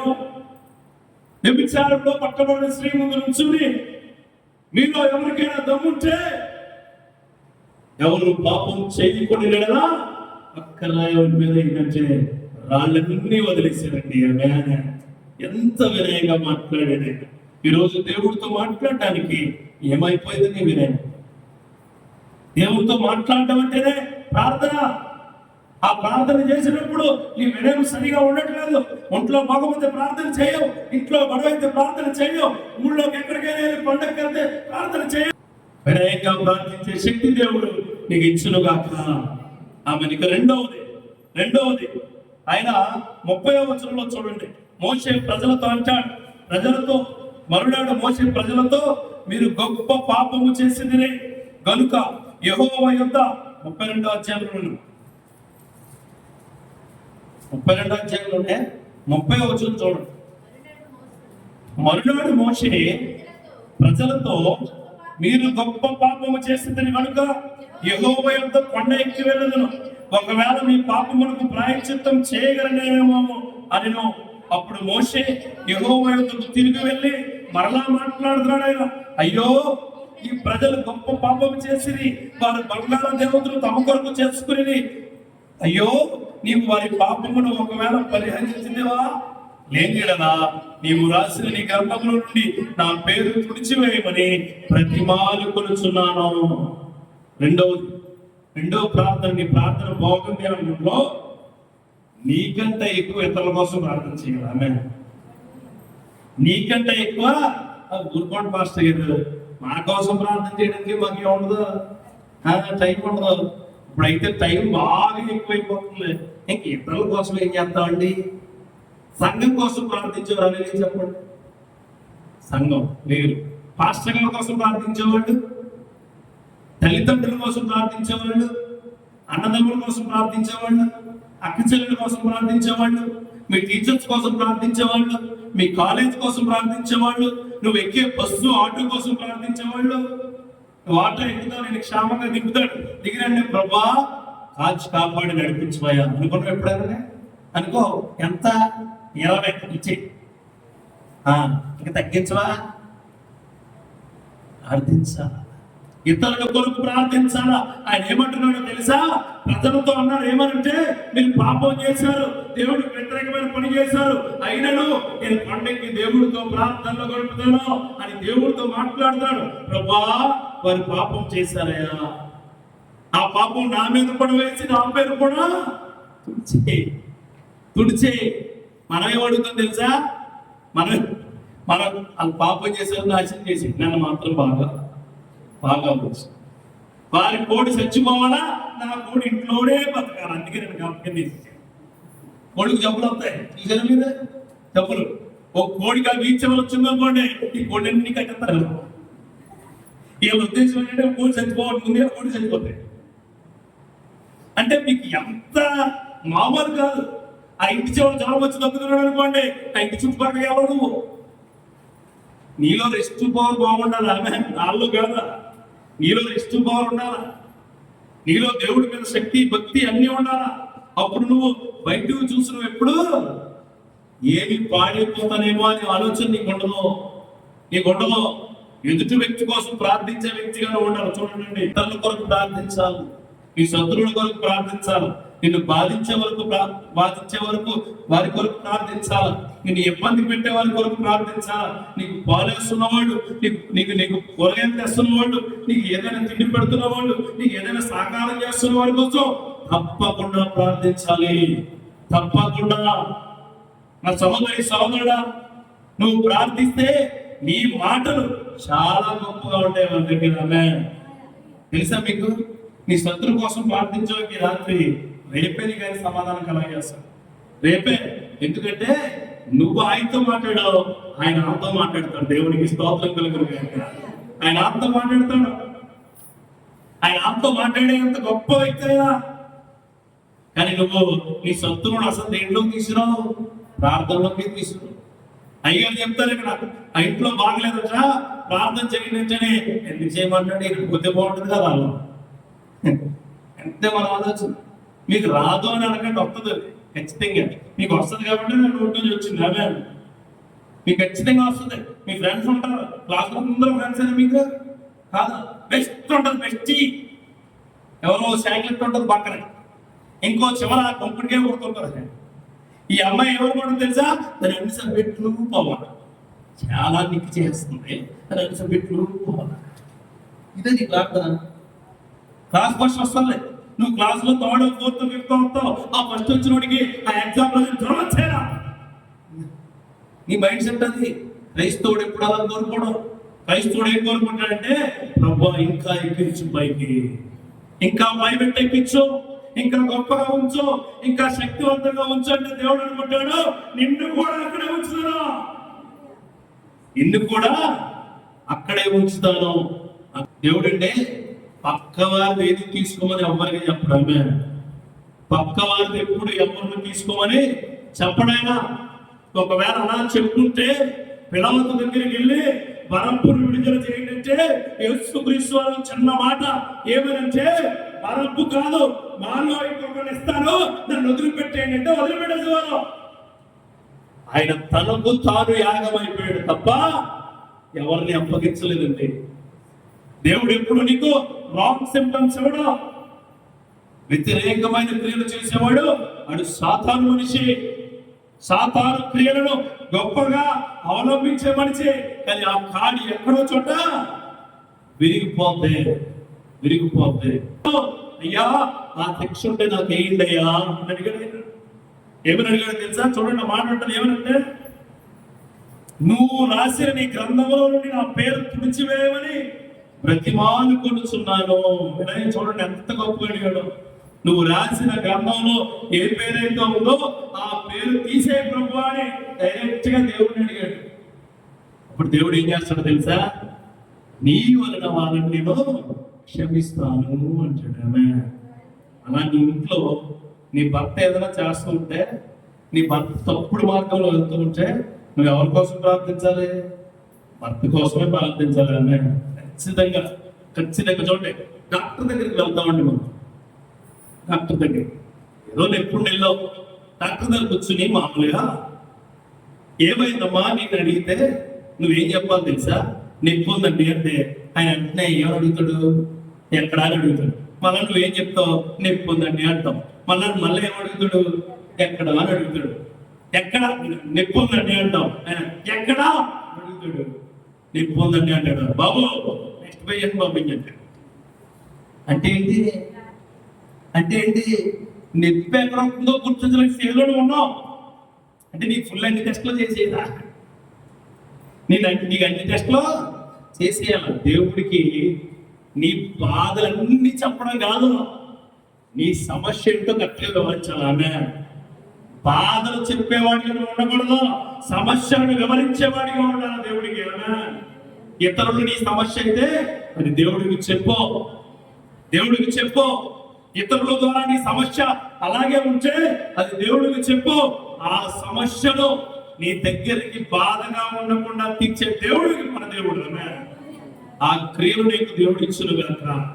ఇది నేను ఎందుకు చెప్తున్నానంటే, మోషే ఆ ప్రతిమ దగ్గరికి వెళ్ళుంటాడు, రాసి ఉన్నది 50 అంటే చాలే అనుకుంటారు ఖచ్చితంగా.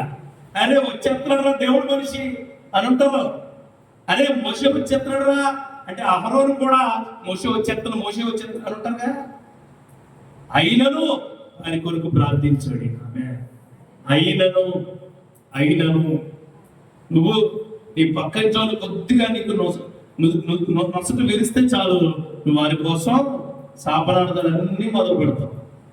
ఏమని? మామూలుగా మొదలు పెట్టావు. అసలు అంతెందుకు? అలా మంచి రంగున్న బట్టలు వేసుకున్నాను అనుకోండి, నీ మొహం రంగు ఏం మారిపోతాయి. నీ మొహం రంగులు మొత్తం ఇంద్రధనుసులో ఏడుంటే నీకు 14 వచ్చేస్తాయి. మామూలుగా రావద్దు. ఎవరో చెప్తా డబ్బులు మేము అన్నారు అని నువ్వు బోర్డు వచ్చేస్తే నీ బోర్డు కొనుక్కోకూడదా? పక్కోళ్ళు కొనుక్కోకూడదా? అలా కొనుక్కుంటే దేవుడి కృపది. వాళ్ళ ఆశీర్వదించబడితే వారి కొరకు, వారి మేలు కొరకు నువ్వు కోరుకుంటే నీకు కూడా మేలు జరుగుతుంది. విలియం కేరీ అని ఆయన, ఎక్కడ ఆయన కాదు. విలియం కేరీ అని ఆయన మన దేశంలో పుట్ల. విలియం కేరీ అని ఆయన యవన దశలో మన దేశంలో లేడైనా. విలియం కేరీ అని ఆయన మన దేశంలో ఏ మూల ఏమి తెలియదానికే. ఆయన ఎక్కడో పుట్టి, ఎక్కడో పెరిగి, ఎక్కడి నుంచో వచ్చి నేను నా గ్రంథాన్ని ఇతరులకు ఇవ్వాలని అనేక భాషలు తర్జుమా చేసి మనకి గ్రంథాన్ని ఇచ్చాడు ఆయన. దేవునికి స్తోత్రం కలుగును గాక. ఆమె చాలా గ్రంథాలు ఇంకా సంస్కృతంలోనే మూలములుతూ ఉన్నాయి. చాలా గ్రంథాలు ఇక ఉర్దూలోనే మూలుగుతూ ఉన్నాయి, చాలా గ్రంథాలు ఇక స్పానిష్ లోనే మూలుగుతూ ఉన్నాయి, చాలా గ్రంథాలు ఇక తెలియని భాషల్లో మూలుగుతూనే ఉన్నాయి. ఇకను భాష తెలియని తెగలు 200 పైనే ఉన్నాయి.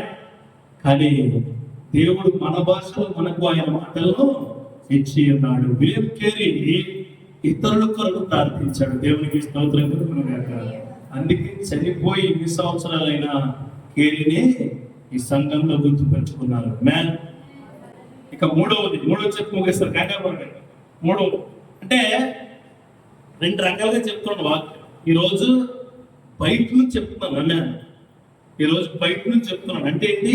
వినయం అంటే బయట వాళ్ళకి కనిపించేది, ఆమె దేవుడికి కనిపించేది వినయం. ఇతరులు అంటే బయటకు కనిపించేదా, లోపల కనిపించేదా? ఇతరులు అంటే బయట వారికి కనిపించేది. వారి కొరకు ప్రార్థించి, నీ శత్రువు ఉంటాడు పక్కకెళ్ళి అమ్మా నువ్వు భయపడక ధైర్యంగా ఉండవు. నీ శత్రువు బాధలో ఉన్నప్పుడట నువ్వు వారి ఇంటికి వెళ్ళి ప్రార్థన చేయడానికి నువ్వు వెళ్తే అంతగానో మంచి స్నేహితుడు నీకు దొరకడు. దేవునికి స్తోత్రం కలుగుతుంది. ఎల్లో నీ స్నేహితుడు అతనే, నీ శత్రువు నీ స్నేహితుడు. అతను బాధల్లో ఉన్నప్పుడు అతని దగ్గరికి వెళ్తే కానీ నువ్వేం చేస్తావు తెలుసా? అతను బాధల్లో ఉన్నప్పుడు వాళ్ళ ఇంటి ముందు పని పాటలు అమ్మాయి ఒకసారి తిరుగుతావు. ఎందుకు? నువ్వు ఆరోగ్యంగా ఉన్నావని చెప్పాలి. అంతేనా? నీ శత్రువు బాధల్లో ఉన్నప్పుడు నువ్వు వారి ఇంటికి వెళ్ళి దేవుడి నామంలో ప్రార్థన చేస్తే దేవుడే నీకు వారిని స్నేహితులుగా ఇస్తాడు. తర్వాత ఈ మోషేకి ఆ ఇశ్రాయేలు ప్రజలు చాలా స్నేహితులు అయిపోతారు. తర్వాత జైలుకి వెళ్తారు. ఎవరిచ్చింది అది? దేవుడు మోషేని తన గ్రంథంలో పేరు రాసుకున్నాడు. తన గ్రంథంలో మోషే ఏమడుగుతున్నాడు? వారి పేరు ఉండదు కాబట్టి నా పేరు కూడా తుడిచి అన్నాడు. దేవుడు ఏమంటున్నాడు? నీ పేరుతో పాటు వారి పేర్లు కూడా ఉంచుతాను. ఆమె క్రైస్తవం అంటేనండి నీ కొరకు ఉన్నది కాదండి, ఇతరుల కొరకు ఉన్నది. ఆమె అందుకే క్రైస్తవం ఎక్కువ అన్యజనులు అంటే ఏంటంటే అన్ని జనులు. దేవునికి స్తోత్రం కలుగును కాక. అన్ని జనులు. యేసుక్రీస్తు వారు తన పిల్లలు లేరు గుర్తుపెట్టుకోండి, తన కుటుంబీకులు లేరు గుర్తుపెట్టుకోండి, తనకంటూ ఒక జాగా లేదు, తనకంటూ మనుషులు లేరు, తనకంటూ ఏ వ్యవస్థ లేదు. ఒకవేళ ఆయనకి వ్యవస్థే ఉంటే ఆ రోమ్ సామ్రాజ్యాన్ని కంటే గొప్ప సామ్రాజ్యం స్థాపించుకునేవాడే. ఉందా ఆయనకి సామ్రాజ్యం? లేదు. ఎంత ప్రేమ స్వరూపం ఆయన అప్పుడు వరకు ఆయన దగ్గర లబ్ధి పొందిన కూడా సిలివేసేయండి అన్నాడు. అంత ప్రేమ స్వరూపం ఆమె. ఇతరులు కొరకే ఉన్నాడు ఆయన. దేవునికి స్తోత్రం కలుగును గాక. చాలా ఇబ్బందుల్లో కూడా దొంగ కొరకు ఒక మాట చెప్తాడు. ఏమన్నా తెలుసా? ఏమని? నువ్వు కూడా నాతో పాటు ఆదేశం. ఆమె అంత గొప్పడు. నువ్వు పక్కన అమ్మాయి కొద్దిగా నీ మీద ఏదైనా, పక్కన వాళ్ళు కొద్దిగా ఏదైనా అంటే చాలు నువ్వు వెంటనే వాళ్ళ మీద తారాజులా లేచిపోతావు. తారాజు పైకి వెళ్ళి మళ్ళా కిందకి ఏమవుతుంది? మందు పైకి వెళ్తుంది, అగ్ని కింద ఉంటుంది, జోకు కింద పడుతుంది. మన ప్రాంతాలు కూడా అలాగే ఉన్నాయి. ఇతరుల కోసం ఎక్కువ ప్రార్థించే వారిగా, ప్రార్థించే మనిషిగా ఉండాలి. ఎందుకంటే ఇతరుల కోసం ప్రార్థించే ప్రార్థన నీకు ఇతరుల పైన విజయాన్ని ఇస్తుంది నీకు. ఆమె ఆ క్రియలు నీకు ఇచ్చును గాక. మీరు కూడా అంతే. చెల్లెళ్ళు పాపలు వచ్చిన అమ్మాయి అందరికో అమ్మాయి ఎన్ని సబ్జెక్టులు ఫెయిల్ అయిపోవాలని ప్రార్థన చేస్తారా? ఏం చేస్తారు? అమ్మాయి ఇంకా అభివృద్ధి చెందాలని ప్రార్థించారు. ఆమె ఇంకా అభివృద్ధి చెందాలంటే నేను పాపాలకు దగ్గరగా తీసుకెళ్తాను దేవుడు. దేవునికి స్తోత్రం కలుగును. దేవుడు మాటలో నవ్వొచ్చేలా ఉన్నాం, దేవుడి మాటలు ఏడిపించేలా కూడా ఉంటాం. రెండవది గుర్తుపెట్టుకోండి, దేవుడి మాటలు ప్రశ్నించేలా ఉంటాయి. ఆమె జవాబు నువ్వే కనుక్కోవాలి. దేవుడికి స్తోత్రం కలుగును. వాక్యం చెప్తున్నప్పుడు తైలమానం ఉన్నావంటే నువ్వు మారబోతున్నావు అని అర్థం. దేవుడికి స్తోత్రం కలుగును. ఆమె తైలమో ఉంటుంది. ఏంటంటే నేను అలా చేస్తున్నాను అనమాట. అలా చేయకూడదు, అలా ఎప్పటికీ చేయకూడదు. దేవునికి స్తోత్రం. ఆయన కొండలలో వారిని చంపునట్లును, భూమి మీద నుండి వారిని నశింపచేయనట్లును, కీడు కొరకే వారిని తీసుకెళ్ళిపోయినని ఐగుప్తులు ఎలా చెప్పుకోవాలను నీ కోపాగ్ని నుండి మల్లుకుని నీవు నీ ప్రజలకి కీడు చేయగా దాన్ని గూర్చి సంతాపపడము. నీ సేవకులైన అబ్రాహామును, ఇస్సాకును, ఇశ్రాయేలును జ్ఞాపకం చేసుకును. నీ వారితో ఆకాశ నక్షత్రముల వలె నీ సంతానం అభివృద్ధి చేసి నేను చెప్పిన ఈ సమస్త భూమిని మీ సంతానముకి ఇచ్చిననియు మరి నిరంతరము దానికి హక్కుదారులనియు వారితో నీతోడిని ప్రమాణం చేసి చెప్పింది మరియు అంతటా యెహోవా తన ప్రజలకు చేసినది చెప్పి ఈడును గూర్చి ఎంత మంచి విషయం చూడండి. దేవుడి చిత్తాన్ని గుర్తు చేసే ప్రార్థన ఉండాలి. దేవుడికి స్తోత్రం కలుగును కనుక, అయ్యా నాకు బాప్తిస్మం ఎందుకు ఇచ్చావు? నువ్వు రక్షణ కొరకే కదా. నాకు బాప్తిస్మం ఎందుకు ఇచ్చావు? నన్ను నడిపించడానికే కదా. నాకు ఒకప్పుడు వాగ్దానం ఇచ్చావు, నీ పిల్లలు బలీవ మొక్కల వలె ఉంటారని, నీకు ఏ కీడు సంభవించదని, నీ ఇంటికి ఏది తగలదని, నీకు ఎవరు శత్రువులు ఉండరని, నీకు విరోధంగా రూపింపబడిన ప్రతి ఆయుధము వర్తిల్లదని చెప్పావు కదా. మరి చెప్పింది నీ చిత్తం నేను నెరవేర్చాలంటే నువ్వు నన్ను కాపాడాలి కదా ప్రభువా. ఇది చిత్తాన్ని నెరవేర్చే ప్రార్థన. దేవునికి స్తోత్రం కలుగును గాక. అంటే మోషే దేవుడు ఏం చేశాడంటే, దేవుడు ముందు చెప్పిన మాటల్లో చుట్టూ కంచేసేదానికి, ఎలాగా? నువ్వు అబ్రాహాముకు చెప్పావుగా, నువ్వు ఇస్సాకు చెప్పావుగా, నువ్వు యాకోబుకు చెప్పావుగా, నీ ప్రజలు చాలా సంతానం అవుతాయి, వాళ్ళు గొప్పలు అవుతారని చెప్పావు కదా. మరి వీళ్ళు ఇక్కడ చంపేస్తే, వీళ్ళు ఇక్కడ చచ్చిపోతే సంతానం అభివృద్ధి చెందుందా? లాజిక్. ఆమె దేవుడికి ప్రార్థన చేసే ప్రతి వ్యక్తికి దేవుణ్ణి అడిగే విధానం మారిపోతూ ఉంటుంది. ఆమె నీ చిత్తం ప్రభువా, ఇది నీ మహిమ ప్రభువా, నువ్వు చూపించేది ప్రభువా, నువ్వు చేసేది ప్రభువా, నీ కొరకు జరిగించేది ప్రభువా అని అడిగే మార్పు నీలోకి వచ్చేస్తుంది. ఆమె అయ్యా మా నాన్న మా అమ్మలకి బిడ్డలు లేనప్పుడు ప్రార్థిస్తే నువ్వు ఇచ్చావు కదా, నా ఎడల్ని చిత్తమైంచి, నేను ఇంకా నా వయసు అయిపోతుంది, నాకు ఇంకా మ్యారేజ్ కాలేదు కదా, నా ఎడల నీ చిత్తమైంచి, ఇదిగో అప్పులు అయిపోతున్నాయి, నువ్వు నాకు ఒకసారి చెప్పు, అప్పిచ్చేవాడిగా ఉంటావు కానీ అప్పు తీసుకునేవాడిగా ఉండవన్నావు, ఎప్పుడు నీ చెయ్యి పైన ఉన్నట్టావు, మరి నీ చిత్తం ఏంటి నాయనదా అని ఎవరిని అడగాలి? నువ్వు దేవుణ్ణి అడగాలి. దేవుణ్ణి అడగాలి. అలా అడుగుతున్నప్పుడు నీ కంటిలోంచి నీరు వస్తుంది, అలా అడుగుతున్నప్పుడు నీ హృదయం భారంగా ఉంటుంది, అలా అడుగుతున్నప్పుడు నువ్వు మనిషి రూపంలో వచ్చి చాలా దారుణమైన స్థితికి వెళ్ళిపోతావు. అది సంతాపపడ్డం అంటే. ప్రతి మనిషినండి వ్యక్తిగతంగా బాధపడ్డాట, ప్రార్థనలోనే బాధపడతాడు. దేవునికి స్తోత్రం కలుగును గాక. చూడండి, అబ్రహాము దగ్గర నుంచి చివరి ప్రకటన గ్రంథం వరకు భక్తులందరూ కూడా అలాగే కోరుకున్నారు దేవుణ్ణి. ఎలాగా? ప్రార్థనలోనే ఇచ్చేవారు, ప్రార్థనలోనే బాధపడేవారు. మనుషుల ముందు బాధపడేవాడు, ప్రార్థన చేసేవాడు కాడు. నేను కూడా ఎవరి ముందు ఎప్పుడు కన్నీళ్ళు కాల్చండి, ఎవరి ముందు ఎప్పుడు కన్నీళ్ళు వైపు చూడను. ఒకసారి మోకరిస్తే అది బాగా ఇబ్బంది అయితే 4-5 కన్నీళ్ళు వస్తాయి. దేవునికి స్తోత్రం కలుగును. అంటే ఏంటంటే, ఇది బాధగా ఉంది, ఇబ్బందిగా ఉంది, నన్ను తీసుకెళ్లి పైన పట్టుకోయించే వెంటనే శక్తిస్తాడు ఆయన. అంటే దేవుడి మహిమ, దేవుడి చిత్తము అలా ప్రార్థించేవాడిగా ఉండాలి. మీరు కూడా చెల్లెలు, దేవుడి చిత్తము, దేవుడి క్రియలు ఎలా ఉంటాయో దేవుణ్ణి శక్తివంతంగా అడిగేదానిగా ఉండాలి. నీ తల్లి కోసం, తండ్రి కోసం, నీ కుటుంబం కోసం, నీ సంఘం కోసం, ప్రత్యేకంగా నీ సేవకుడి కోసం. ఆమె చూడండి, ఇంకా ఖాళీగా ఉంటుంది. ఎందుకు? ఆయన కాదు, ఎవరనక్క? సహవాసం పెంచు ప్రభువా, మా సంఘాన్ని పెంచు ప్రభువా, మా క్రియలను పెంచు ప్రభువా, మా యొక్క సంఘంలో ప్రతి క్రియ నింపేలా చెయ్యి ప్రభువా అని ఎవరు అడగాలి? ఆయన చిత్తం అది. మీకు తెలుసా, ఎక్కడో ఆంధ్రప్రదేశ్ చివరి జిల్లాలో ఉండండి, చివరి జిల్లా నుంచి మధ్య జిల్లాని తీసుకొచ్చాడు దేవుడు.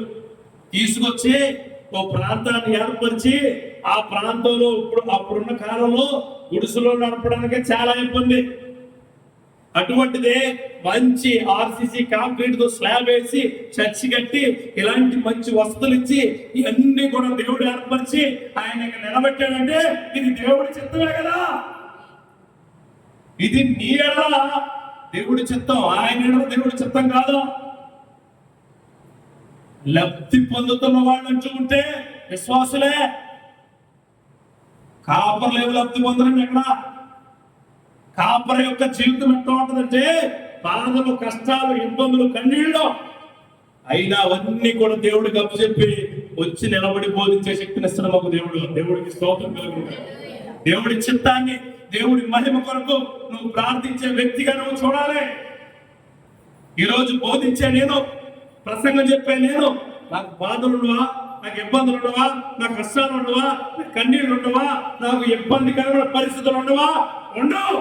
ఎందుకు ఉండవచ్చే? నేను అన్యానికి అప్పగించి వచ్చాను. దేవునికి స్తోత్రం కలుగుతుంది. బోధించేటప్పుడు ఏమి కనపడవు, అలాగే నువ్వు ప్రార్థించేటప్పుడు దేవుడి చిత్తముడి కనపడుతుంది నీకు. దేవునికి స్తోత్రం కలుగుతుంది.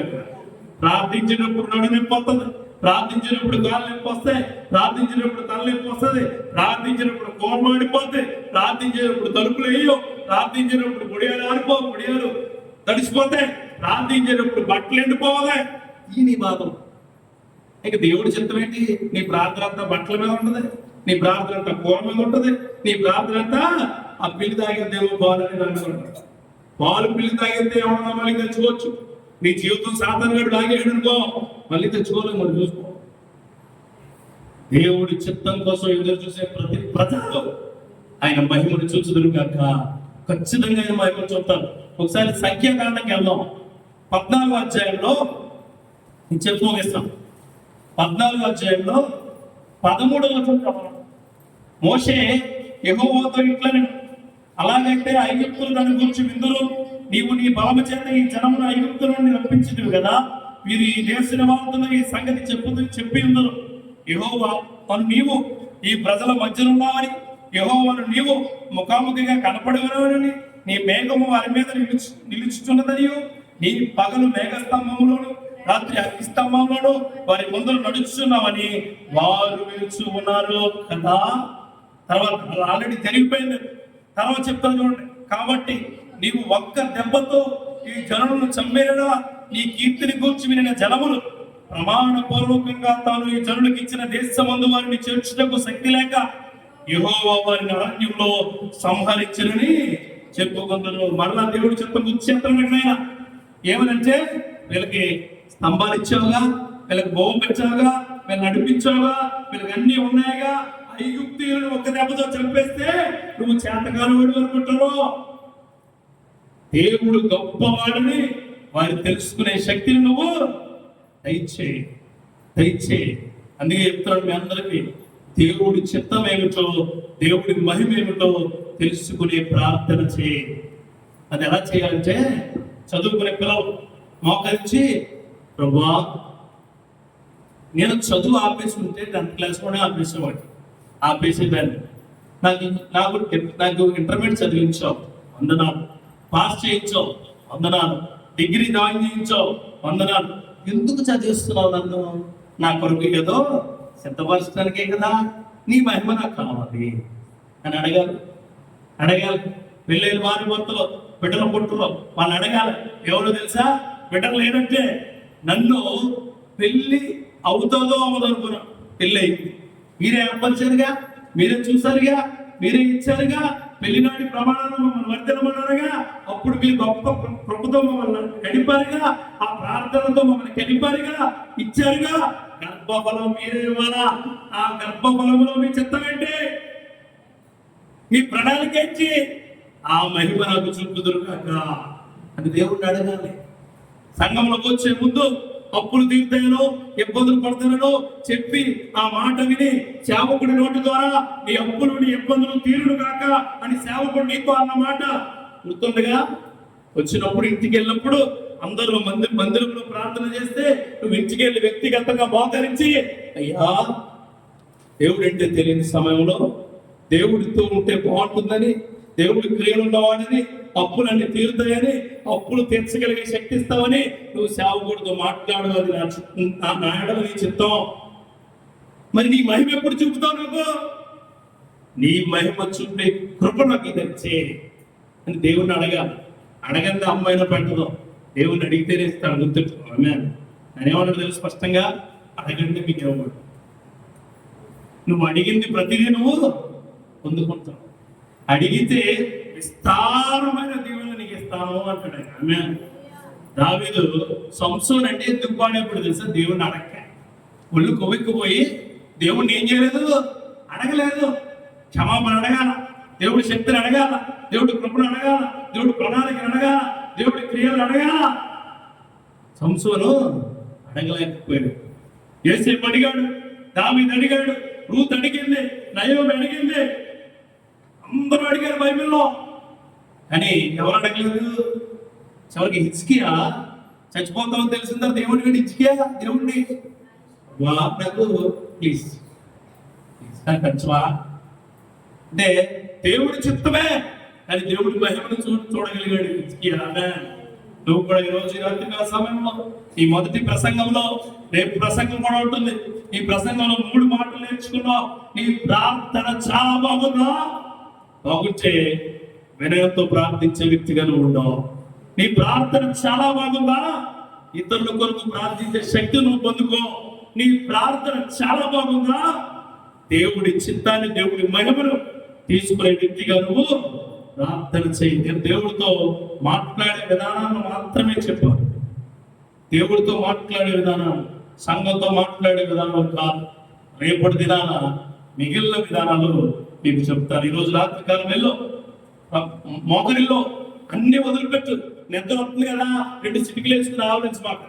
ప్రార్థన చేయి, ప్రార్థన చేయి. నువ్వేంటంటే శరీరానికి ఎప్పుడైతే నువ్వు సుఖమిస్తావో అప్పుడు సాతానుగాడు బాగా సుఖపడతాడు. అది ఆడి పని అప్పుడే మొదలైంది. నువ్వు ఎప్పుడైతే శరీరానికి సుఖం ఇచ్చావో అప్పుడు నిజమైన పని ఆడి మొదలెడతాడు. ఆత్మకు సుఖం ఇచ్చేసి వాడు వెళ్ళిపోతాడు. శరీరానికి శ్రమ ఉండాలా, ఆత్మకు శ్రమ ఉండాలా. అప్పుడు దేవుడు అప్పుడు అంటాడు ఆయన ఏమనంటే, నీ భారాన్ని నాకు ఇచ్చే నేను మోస్తాను. అదే ప్రార్థన.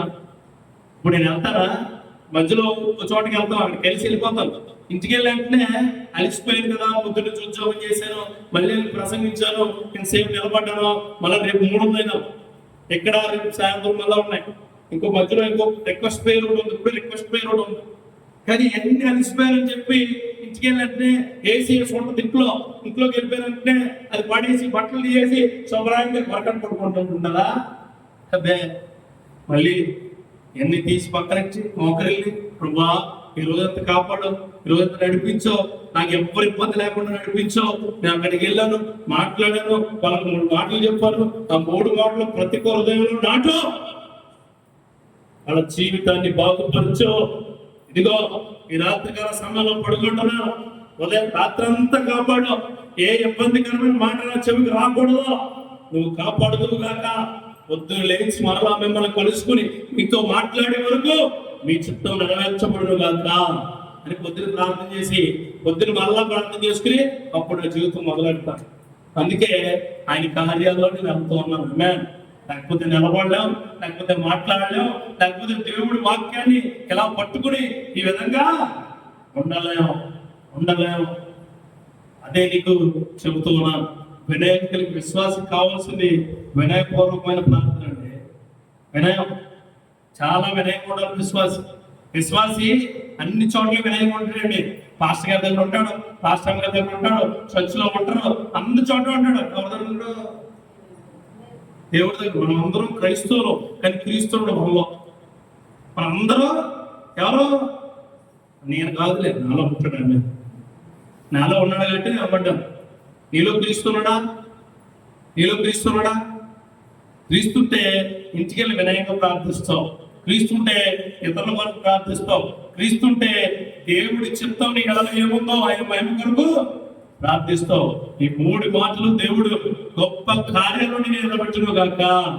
ఆమేన్. ప్రార్థన